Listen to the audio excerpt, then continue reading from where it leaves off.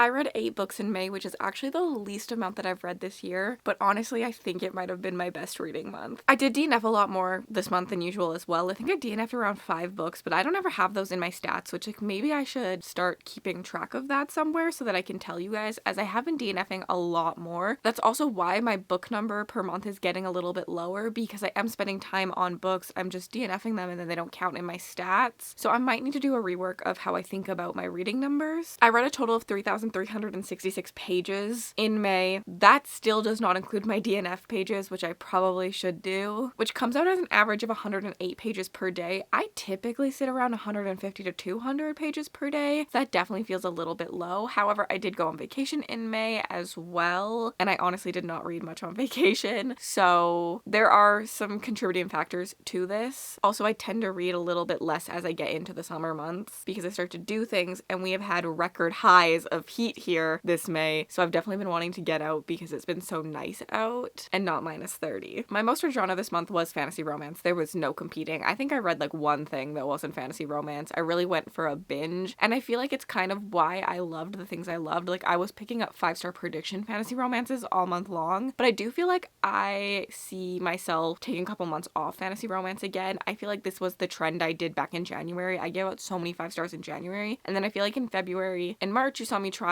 kind of get burnt out because I read all the ones that I was so excited about in January, and I had to explore other genres and things in the next couple months until I had a build up again of a bunch of 5-star predictions for me to read. Although I do have a couple 5-star predictions still that I'm trying to get to in June, and those are on my TBR. If you want to watch my TBR video, it'll be linked down below. For the stats for my star rating, I read 2 5 stars, 1 4 star, 4 3 stars, 1 2 star, and 0 1 stars. Every time I see 0 1 star, I feel good about myself. My average star rating was 3.50, which is interesting because it's actually lower than April, but I feel like I remember the book so strongly. Like, I have very fond memories of a lot of the books I read this month, which is why it feels like a better reading month for me than maybe last month was. But my best reading month is still January. I killed it with the reads in January. And then for my genre breakdown, I read 7 fantasy romances and 1 actual romance. I did read a fantasy, I just DNF'd it at some point. And so those are my stats for the month. I feel like not as exciting stat-wise, but very exciting for me to talk about these books. Like, I'm excited to dive deep into my feelings on a lot of these, which is super exciting. That's always a good feeling when like you still strongly have feelings for a book. Even my 3 stars, I feel like I feel very like strongly about. The other reason I think that this was such a strong reading month for me is that I read my favorite book of the year. Truly, this will be number 1, I think, at this point. It's The Wind Weaver by Julie Johnson. This is a fantasy romance, but I think it leans more fantasy. I do think it's for the fantasy girlies just wanting a little bit of romance. It's got good banter. It's got like good world building. It's very lush and descriptive, but it's detailed. Like, this is not just like slapping the world in and some romance and call it a good day. Like, this is deep, filled of like intricacies and description and lore, and I loved every second of it. I compared this on Instagram to Avatar: The Last Airbender just because of the elemental magic, and we do have an angry fire-wielding man. He kind of reminds me a little bit of Zuko. Like, he isn't Zuko at all, but like he gives me Zuko vibes, and that's just the way I'm gonna roll with this. I also will compare this to the Air Awakened series by Elise Kova. This was a 5-star read for me. I loved this series. If you loved this, this feels like this, but like more mature, more grown up, more adult.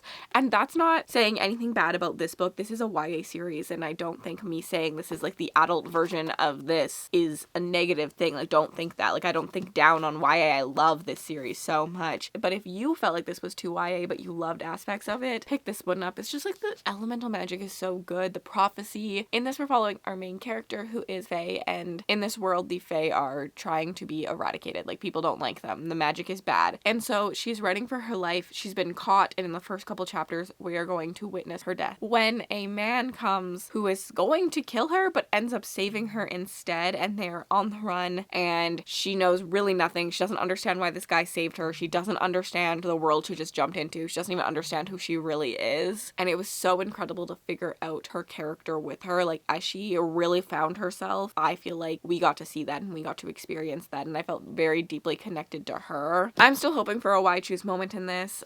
Controversial thoughts apparently on TikTok, on Instagram. Half of us want a why choose, half of us are very angry if it's anything but the angry fire dude, but there is a secondary male character in this that I can't even tell you this is a love triangle. Like, there's no aspect of a love triangle in this story, but it feels like it's being set up to be something like that. But I feel very strongly about both of them. I like both of those characters pretty well. And I feel like in a love triangle, typically you know who is endgame, you know who you're supposed to like. And I didn't feel that way. The only thing that could scare me is like an ACOTAR style story, but like I'm really hoping just for a why choose. Like we're with both of them, right? Why not? Anyways, if you have not picked this one up, please do. Like I loved this. I thought this was so well done, so rich. If you are a fan of, I want to say Quicksilver or When the Moon Hatched, I guess. Like if you liked the like deeper world building aspect of these stories, but you still want the fun banter and the romance and the good times, this is for you. Not necessarily if you're like just like a fun vibe story. I can be both, and so can you, but I just need to like get those expectations pretty clear. Like this is for the fantasy girlies who want romance as well. I loved this. 5 stars, chef's kiss. Please read it. It's so good. Also, the author's already written book 2. She put on Instagram, she's actually already written book 3. So hopefully we get like pretty quick releases. Next up was a 3-star for me, and that was Fire in the Sky by Sophie Jordan. This was in my Fairy Loot vlog of like Can I Trust Fairy Loot. I was catching up on all my Fairy Loot releases. This one had potential, and so like I'm kind of frustrated with it because of the fact that like I understand where it could have gone, and I think it could have been really good. I think it needed to be longer. In this, we're following our main character who is the whipping girl. She essentially is not royal, but she was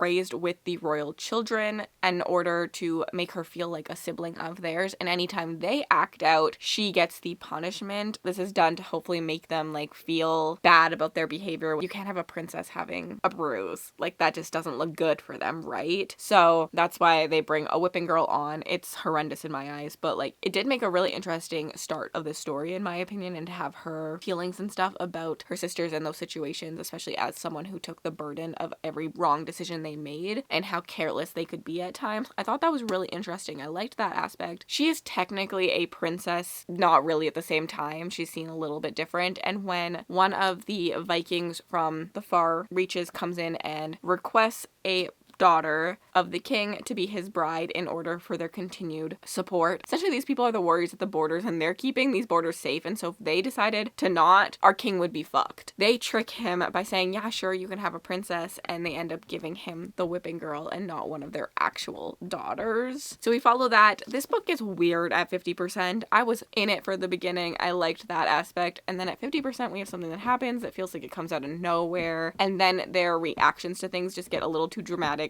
too not believable for me. That really had me just like giggling at the last half and not taking this book seriously. I liked the first half quite a bit though, so like if this had stayed with like the first half vibes, I could have really enjoyed this. It didn't end up working for me. Another 3-star in that same vlog was The Half King by Melissa Landers. This one follows a world where all the firstborns are cursed by some sort of thing, and our main character, who is a secondborn, is part of a prophecy and goes to like help the king break his curse. The characters in this were flat. I didn't hate this. I was intrigued, especially at the beginning. Like the start is very strong, but I feel like it fell flat the more and more and more I read. Honestly, I don't really remember a lot about this book. This is probably the only book this month that I'm like, what actually happened in this again? I was close to DNFing this a few times, but it just was such an easy listen. I had the audiobook that I never did. Personally, I don't recommend this. I can't tell you a single thing about it. So I'm gonna move on from this. Although I do remember thinking the magic system was really cool in this. Like there was potential, but it just flopped for me. Next up, we have one of the most unique romantasies I've read in a long time, Shield of Sparrows by Daphne Perry. This one was blowing up. I give this one 4 stars. As I sit with my feelings, I do think I could lower this rating a little bit. I don't think the romance really stuck out to me in this one, and I think that if you're going into that wanting this, that could be a struggle. However, it's also slow. It's a very much a journey story. We're following a lot of just like training. Like there's a lot of scenes of just like going from one place to train, to going to the next place to train, to going to the next place to train. And all the most exciting training scenes, like none of those like hot and heavy training scenes that I live for, just like regular training scenes. In this one, kind of similar to the Fire in the Sky setup, we follow our main character who is a daughter to the king. She's been raised her whole life knowing her sister was going to be married off as the Sparrow. There's essentially a treaty that means that all these ruling kingdoms have to have arranged marriages every couple years whenever there is someone of age so that they can keep their peace. And so her sister's going to be a sparrow. Her sister's trained her whole life to essentially be a spy. But when the other kingdom comes, he goes, nah. I don't want that one. I want that one. And picks our main character, who who is not trained to do anything. She's kind of just lived her life doing whatever she wants to do, but also feeling like she was not there to belong. Like she felt like she didn't belong. She felt like she was an outcast, all these things. She felt kind of trapped at the same time. So she's picked to be the sparrow. She goes off, marries this guy from the other kingdom, goes to his kingdom, and she has to like kind of learn as she tries to spy for her father, but is really awful at it, and learns more and more about the kingdom and maybe why she doesn't want to spy and maybe she wants to protect it. The thing that made this so unique for me was the world building. There's something called the migration that they're scared of, and that's why they're spying, trying to figure out how to end it. I'm picturing Jurassic World when they're not actually pterodactyls, I forget what they're called, but the birds that are like pterodactyls get out, and then like Jurassic World is going like crazy. Everyone's running around and the birds are coming and just like picking them out of the sky. That's exactly what I picture this migration as. That's what I pictured those monsters as. Essentially in this world there's all these creatures that are kind of different. They kind of remind me of dinosaurs, but like some of them were just like our animals like mixed together and things like that. That's what made this so unique. It was like monster hunting. There's like all these monsters and stuff. People say that this is like The Witcher meets the Bridge Kingdom. I think this was slow. This was slow, and I think the romance was a little lackluster for me, but that cool creative concept really kept this one going for me, and that's what really kept me going through it, and I did really enjoy it, and I understand why so many other people are going to enjoy it.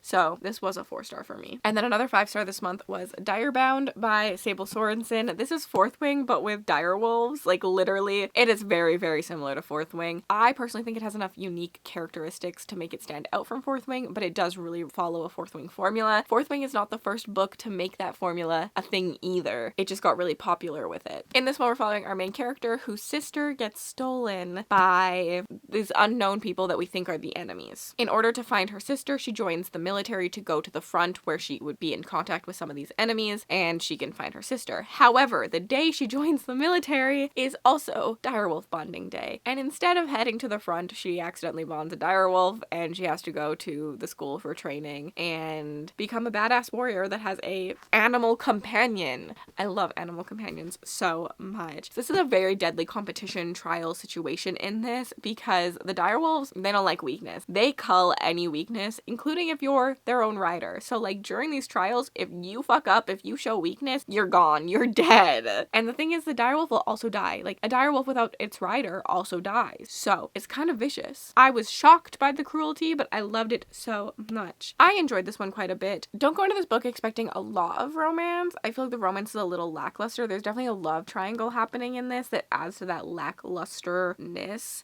There was times where I was like, the pacing's rough in this, and I thought about giving it 4 stars, but then I got to the ending and I was like, holy shit, 5 stars. Holy crap, 5 stars. Like easily 5 stars. I can't wait for book 2. This actually just got picked up traditionally, which is exciting for the author, but it does mean I have to wait a little bit longer for book 2, which is sad, but like congrats on it being picked up. I need more people to read this. I think that this was brilliant, amazing, incredible. Check this one out. Okay, and then something that wasn't vlogged. When I went on vacation, I read Of Blades and Wings by Eliza Rain. I also read the sequel to this book, Of Frost and Feather, on vacation as well. This is pretty quick. This is a school setting. We're following our main character who was born with no magic. She is a royal fae, but she's supposed to have magic and she doesn't. And so she's kind of kept secret from the rest of the world. And so when the Valkyrie come to grab her sister, who is supposed to be training to be a Valkyrie, they grab her instead. And she has to make the best of this. And people say like the fates don't make mistakes, so she was meant to be there. And she has to figure out why she was meant to be there and figure out how to survive when she has no magic to train. She has no magic to be a Valkyrie. So like, how does that happen?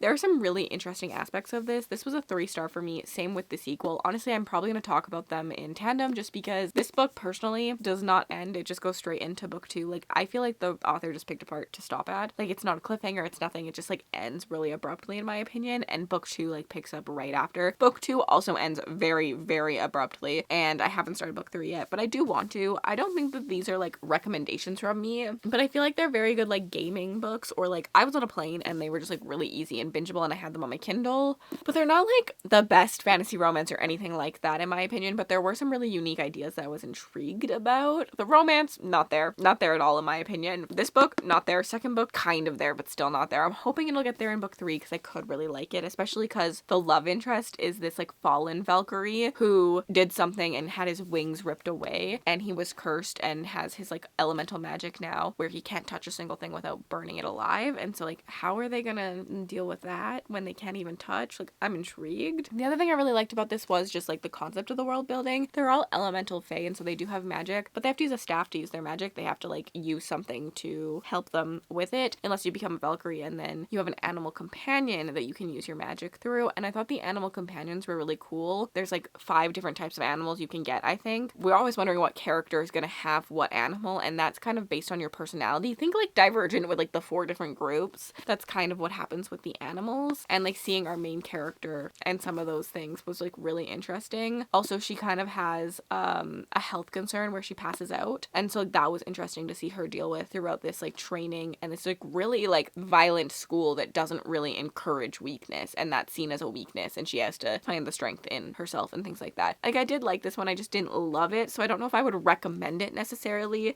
It was just like a really easy read. And lastly, I finished the month with a romance. I read Swift and Saddled by Lila Sage. I gave this one 3 stars. I did not like it as much as the first one. I think it was the romance for me. Something I know that I really want in romance is pining and banter and laughing. Like, I want to laugh, I want to giggle, whether it's romance, romantasy, anything like that. Those are the things I look for, and this one was a little too sweet for me. I don't really know what to say. Essentially, our main character comes to our small town of Meadowlark for a job. On our first night, she ends up getting entangled with a really hot cowboy at the local bar. The next day, she learns that that was her boss, and she's gonna have to deal with that. I mean, I love this series for the side characters quite a bit. Something that really works for me in this is the family aspect. I love reading about family and siblings in any genre, and having these really strong family ties with these siblings in this series has really worked for me, and like seeing them in other books and stuff. So I really liked those moments. I really liked the moments where I got to see Wes interact with one of his siblings or something like that, or even our main character interact with one of the girls. But I didn't necessarily love the romance. I didn't get to see a lot of it. It felt very hot and heavy, very fast. It felt very lusty. Like, they were very much like, oh my god, I'm into them very quickly, and I kind of wish it was a little bit more of a slow burn. I wish that we had a little bit more fun with it. I think I really like fun in my romance, and this one I understand was a lot deeper, but it just didn't really hit for me. But I am very, very, very excited about book 3 in this series. I'm actually planning to pick it up as my first book of June, so that's exciting, and I hope I love that one because I think the banter is going to be incredible. Let me know what your favorite book of the month was. Mine was obviously Wind Weaver, and if you made it all the way to the end of this video and you'd like to leave me an emoji just to say you were here, leave me a butterfly emoji. I'll leave some videos on the screen for you to check out if you'd like to continue to watch my channel, and have yourselves an absolutely remarkable day.